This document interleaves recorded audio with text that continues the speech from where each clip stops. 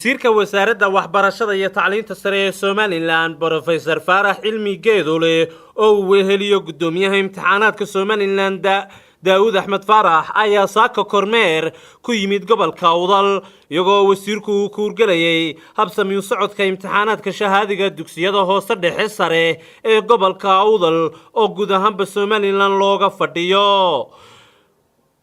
wasiirka wasaaradda waxbarashada iyo tacliinta sare ayaa waxa uu kormeer ku soo maray deegaano kala duwan. kormeerka dugsiga imtixaanka lagu galayay ee Aloog oo uu warbixin ka dhageystay wasiirka wasaaradda waxbarashadu Cabdiraxmaan iyo Elays Amuud iyo iskuul leeyahay Umar bin Khadaab. afarta iskuul ayaa imtixaanka ku wada fadhiistay goobta. tiradoodu waxay ka kooban tahay iskuulka Sheekh Cabdiraxmaan waa 280 arday, iskuulkan Umar bin Khadaab waa 117 arday, iskuulkan Elays Amuud waa 22 arday, waa 22 arday. Aloog oo iskuulka maasha Allah leeyahay Muuse Xuseen Hadoon isagana waxaan fadhiistay arday 17 arday. tirada guud ardayda waa 229 arday. tirada u fadhiisatay imtixaanka waa 288 arday. waxaa naga maqnaaday 4 arday ba absanaha qaar xanuunsaday iyo qaar meel kale tagay. imtixaanku wuxuu nagu bilaabmay jawi wanaagsan.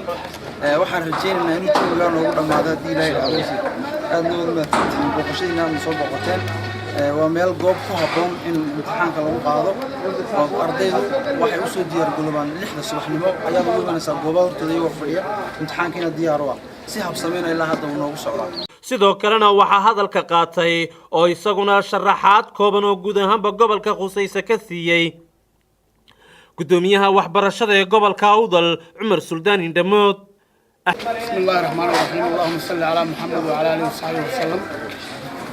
maantay maalintii saddexaad ee imtixaanku si habsamay uga socday gobolka Awdal. mudane wasiir waxaan kuu sheegayaa ilaa maalintii la bilaabay ilaa yoomuna hada imtixaanku wuxuu socdaa si habsamay ah ayuu socdaa. gobolka Awdal waxa ku galay gaar ahaan magaalada Boorama waxa ku galay waa 12 goobood weeyaan. 6 goobood horta guud ahaan waa 22 goobood oo dibad iyo magaalo madaxdaba u qaybsan. magaalada dhexdeedu waxa weeyaan 6 dugsiyada grade 8 ah standard 8 iyo 5 dugsi sare ah.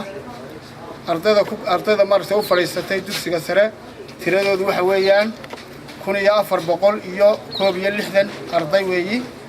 form 4ka primary-ga ama grade 8-kana waxa weeyaan 1772 weeyaan. intaas si fiican bay u galeen ilaa maantana imtixaankii si fiican ayaa maaragtay u socdaa.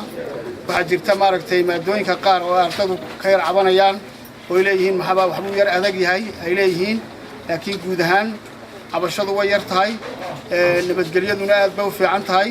ardayduna si kalsooniya oo sidii sanadii hore ka duwan ayay imtixaanka u galeen.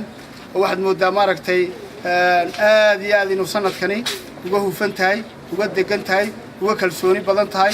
ilaahayna waxaan rajaynaynaa inuu gobolka Awdal noqdo gobolada ugu sareeya inuu noqon doono ayaan rajaynaynaa. intaasi baan ku soo gabagabeynayaa. Madiriya Ciltre Raya TV magaalada Boorama.